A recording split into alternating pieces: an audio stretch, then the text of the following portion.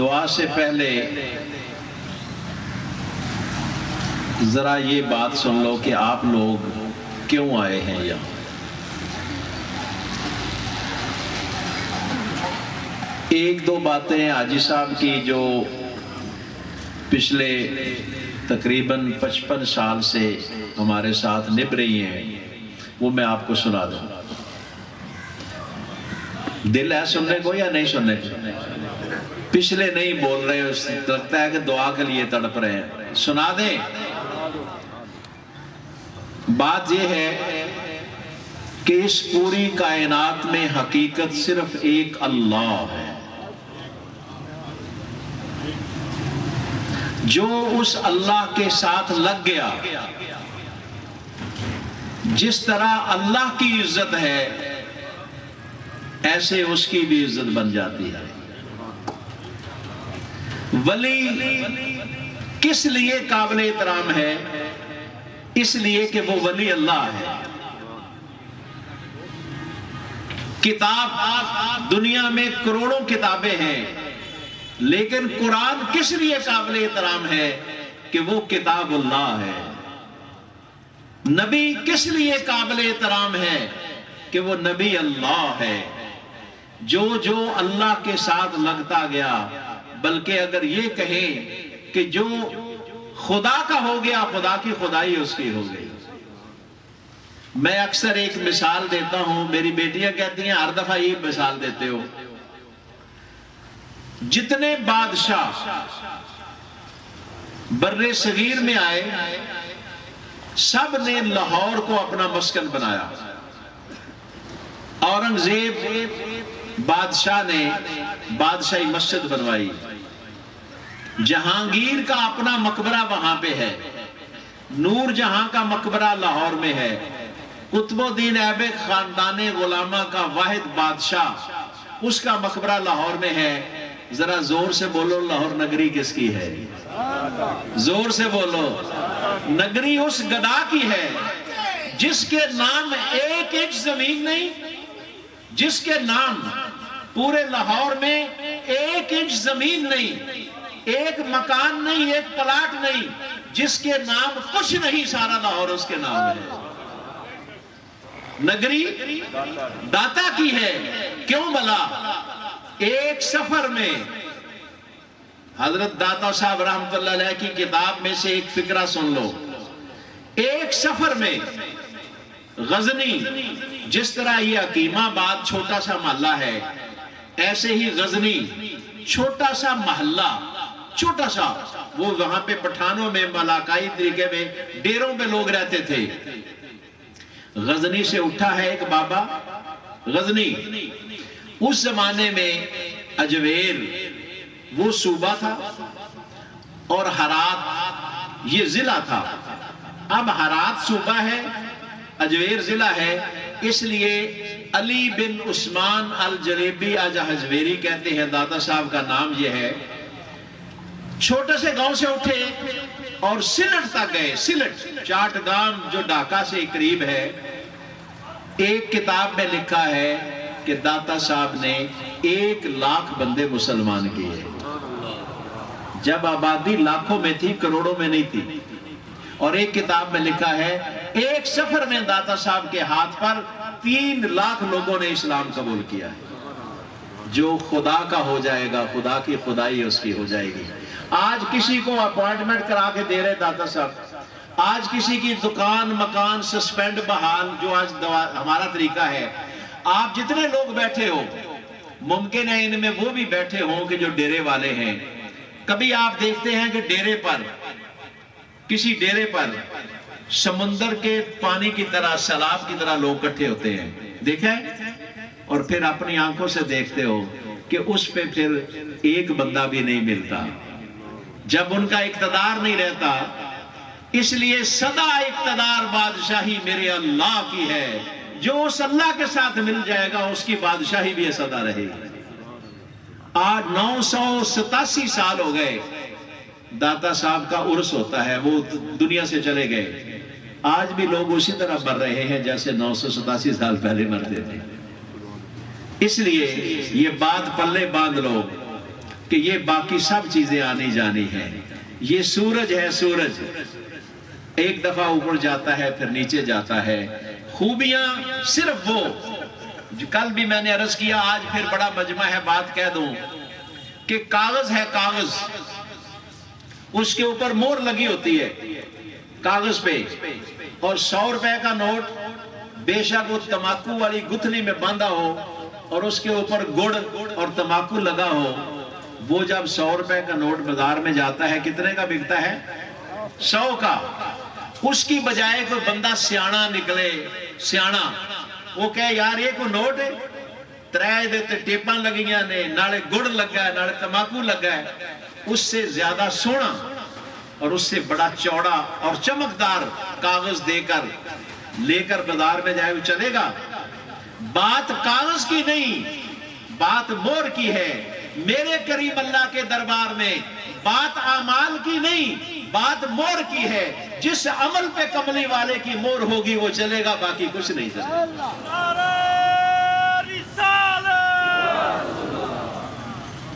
اس لیے درخواست ہے کہ اب اپنی زبان سے نکلے ہوئے الفاظ پہ کملی والے کی مور لگواؤ.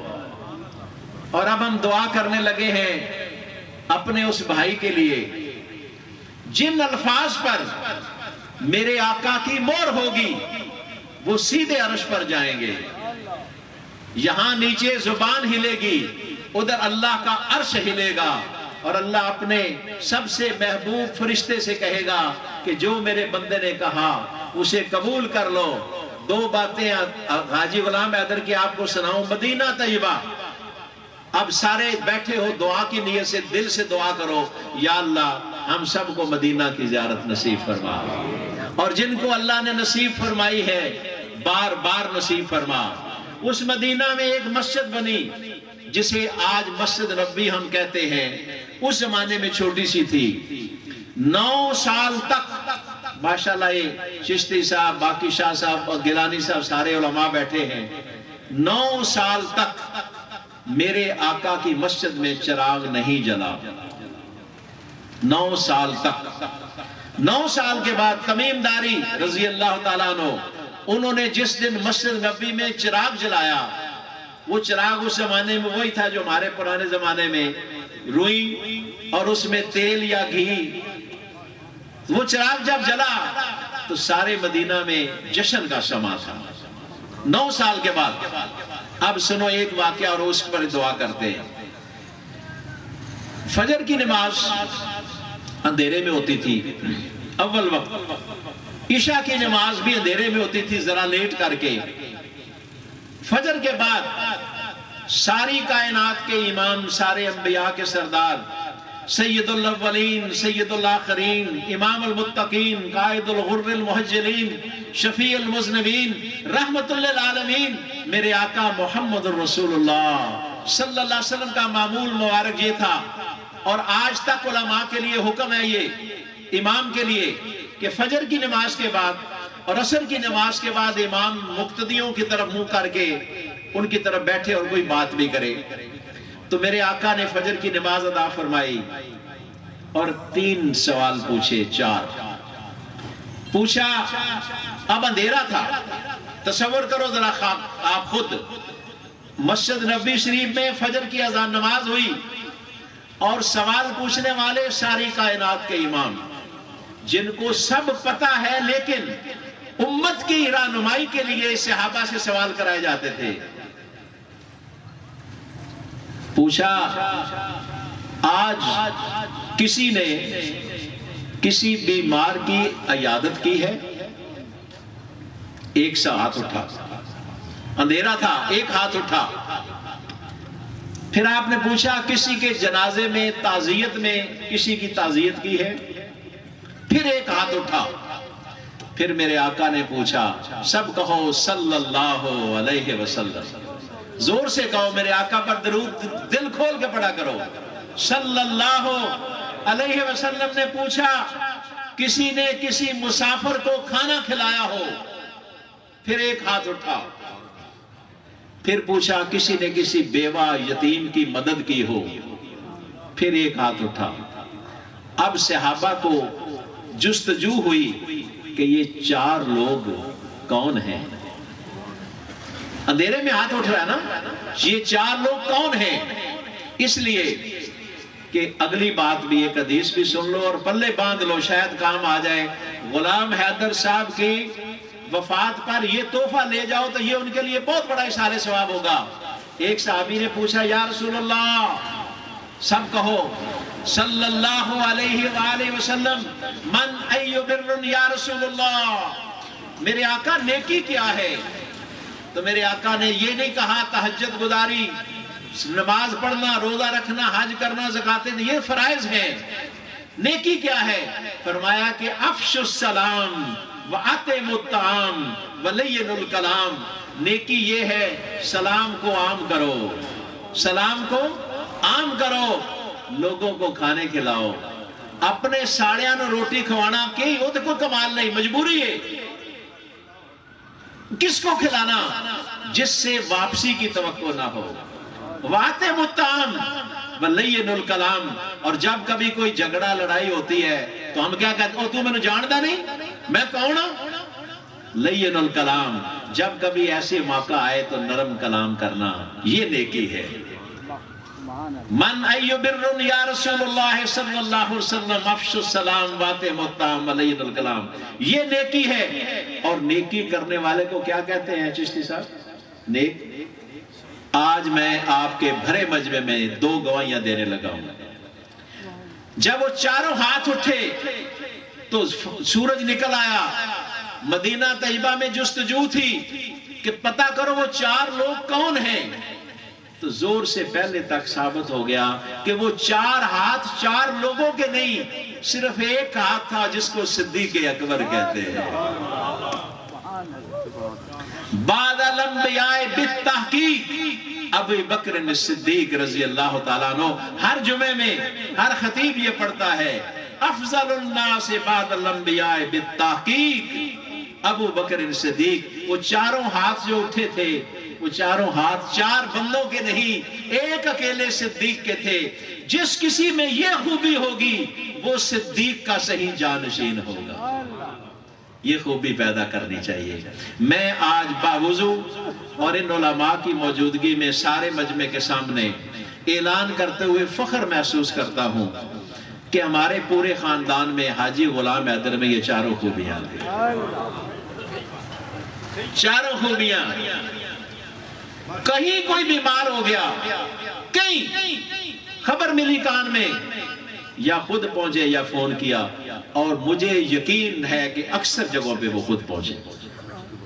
شہر کے اندر جس طرح یہ آپ کے خطیب صاحب اور آپ کے شاگرد اور باقی علماء نے بتایا، شہر محلے والے، ہم تو محلے کبھی کبھی آتے ہیں مرگ پہ، لیکن محلے والوں سب نے بھی بتایا کہ کسی کا کوئی بیمار ہو جائے، کسی کی تعزیت ہو جائے، کسی کو کھانا کھلانا ہو، کسی مریض کی خدمت کرنی ہو، بیوہ یتیم کے ہاتھ پہ رکھنا ہو، حاجی غلام حیدر سب سے پہلے پہنچتے تھے۔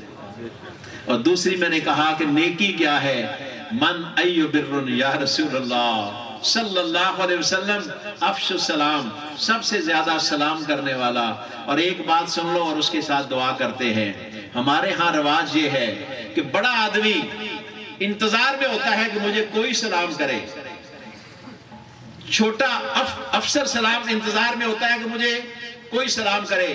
اب ایک بات سن لو اور پلے باندھ لینا، شاید کام آ جائے۔ 13 سال مکہ شریف میں، 10 سال مدینہ میں، 1,24,000 صحابہ نے جو باتیں میرے آقا کی ایک ایک ادا کو محفوظ کیا ہے، ایک ایک ادا کو۔ محدثین مفسرین پہ اللہ کروڑوں رحمتیں کرے، آج ہم تک جو دین انہوں نے پہنچا دیا۔ علماء کرام کی شان میں اللہ اضافہ کرے، جنہوں نے بوریوں پہ بیٹھ کر نبی کی سنت کو، نبی کی حدیثوں کو سینے سے لگایا ہے۔ یہ لوگ احترام کے قابل نہیں، سر پہ بٹھانے کے قابل ہیں۔ اب سنو کہ 13 سال مکے کے، 10 مدینہ کے، 23 سال میں سارے 1.25 لاکھ صحابہ میں سے صحابی کیا کہتے ہیں؟ کہتے ہیں کہ ہم نے جب سے آقا کا یہ حکم سنا، افش السلام، سلام کو عام کرو، تو کہتے ہیں 23 سال میں، چشتی صاحب 23 سال میں صحابہ فرماتے ہیں کہ ہم پوری کوشش کے باوجود آقا سے پہلے سلام نہیں کر سکے. جب بھی سلام کیا آقا نے پہلے کیا ہے. تو جو سلام کرے گا، پہلے سلام کرے گا، اس کی عزت میں اضافہ ہوگا، اس لیے کہ وہ حضور کے ساتھ کھڑا ہے. اور جو سلام کا انتظار کر رہا ہے کہ میں چودھری ہوں، مجھے کمی سلام کریں، میں افسر ہوں، مجھے ماتحت سلام کریں. ایک خوبی حاجی غلام حیدر کی یہ ہے کہ اس نے ہمیشہ، میں نے جب دیکھا، میں نے بھی کئی دفعہ کوشش کی کہ غلام حیدر آیا، میں دل میں کہ بھی آج میں پہلے سلام حاجی غلام حیدر دور سے سلام کر دیا ہے. تو میں گواہی دیتا ہوں، یا اللہ تیرا ایک نیک بندہ اور نیکی کی مور مصطفیٰ کریم صلی اللہ علیہ وسلم کی زبان سے لگی ہے. وہ جس پر کملی والے کی مور لگ گئی اس کا بیڑا پار ہو گیا. وہ غریب سے غریب ہو، امیر سے امیر ہو، وہاں پہ غربت کے عمارت کے سودے چلتے نہیں ہیں، وہاں پر دل کی محبت کے سودے چلتے ہیں. اور قیامت کے دن کون کس کے ساتھ اٹھایا جائے گا؟ فرمایا کہ جس کو دل سے، جس سے محبت ہوگی وہ اسی کے ساتھ اٹھایا جائے گا. اگر ہم نے حضور صلی اللہ علیہ وسلم کی قربت پانی ہے تو پھر اپنے دلوں کو عشق مصطفیٰ سے رنگنا پڑے گا. یہ دولت جو ہے، ابھی ہمارے خطیب صاحب تھے، کیا نام تھا ان کا، جو بیان کر رہے تھے، حفیظ اللہ صاحب ابھی فرما رہے تھے کہ یہ کوٹیاں، یہ کاریں، یہ زمینیں، یہ مرلے، یہ چھوڑ کے جب جاتے ہیں تو پیچھے رشتہ دار ان مرلوں پر لڑائی کرتے ہیں، کوئی وہاں ساتھ نہیں دیتا. اس لیے آج کم از کم حاجی غلام حیدر کی میت پر ایک کام کرو، اسے توبہ کہتے ہیں. ہم سب کا دھیان دنیا کی طرف ہے، توبہ کر لو آج. اس توبہ کے صدقے حاجی غلام حیدر کی شان میں بھی اضافہ ہو جائے گا کہ یا اللہ آج تک جو زندگی گزری ہے وہ دنیا کی دوڑ کے پیچھے، دنیا کے جاہ و جلال کے پیچھے، یا اللہ آج تیرا ایک نیک بندہ، تیرا ایک ولی تیرے پاس پہنچا ہے. ہم اس کے لیے دعا کرتے ہوئے اپنے دل کو بھی اپنا رخ بدلتے ہیں اور توبہ کرتے ہیں کہ ہم اپنی موت کی تیاری کریں گے. دعا کی قبولیت کی صرف ایک شرط ہے، امن یجیب المضطر اذا دعاہ ویکشف السوء. میرے آقا حضور اکرم صلی اللہ علیہ وسلم کو پتا تھا کہ میرے امتیوں نے، دیکھو آج دنیا میں کاروبار میں ناکامی کے لیے رونے والے بڑے، اگر مقدمہ ہار جائیں رونے والے بڑے، اگر بیٹا امتحان میں فیل ہو جائے رونے والے بڑے، اگر کوئی زمین کا کوئی ٹکڑا کوئی اور لے جائے رونے والے بڑے. لیکن آج اللہ کے سامنے رات کو رونے والے کوئی نہیں. اس لیے میرے آقا نے ہمارے لیے گنجائش پیدا کر دی. فرمایا کہ جب کوئی میرا امتی روئے گا، اور وہ زارو قطار تو نہیں رو رہا، لیکن اگر اتنا بھی روئے کہ اس کی آنکھ سے اتنا آنسو نکلے جیسے مکھی کا سر ہے، تو میں محمد صلی اللہ علیہ وسلم ضمانت دیتا ہوں اس آنسو کے خشک ہونے سے پہلے مرنے والوں کی بخشش کا اعلان ہو جائے گا.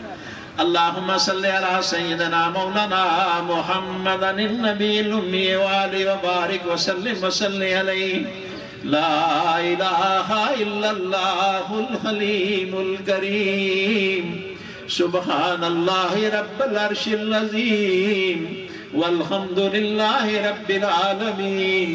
نسألک موجبات رحمتک وعزائم مغفرتک والغنیمت من کل بر والسلامت من کل اسم لا تدع لنا ذنبا الا غفرتا لا تدع لنا ذنبا الا غفرتا ولا ہما الا فرجتا ولا حاجتا هي لك رضا الا قضيتها يا ارحم الراحمین یا ارحم الراحمین یا ارحم الراحمین. اللہم اغفر وارحم وانت خیر الراحمین.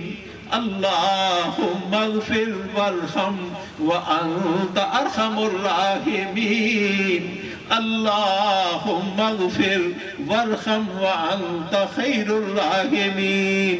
ربنا اللہم ربنا فاغفر لنا ولإخواننا الذين سبقونا بالإيمان ولا تجعل في قلوبنا غلا للذين آمنوا إنك رؤوف رحيم إنك التواب الرحيم إنك أرحم الراحمين یا اللہ تو کریم ہے، اللہ تو کریم، یا اللہ تیرا محبوب نبی بھی کریم، یا اللہ ہم کتنے خوش قسمت ہیں، دو کریموں کے درمیان ہیں، یا اللہ آج سینکڑوں ہزاروں لوگ ہاتھ اٹھائے ہوئے، ہماری بیٹیاں بہنیں گھروں میں ہاتھ اٹھائے ہوئے تیرے سامنے ایک استدعا کرتی ہیں کہ یا اللہ ہم نے اپنے 50-60 سالوں میں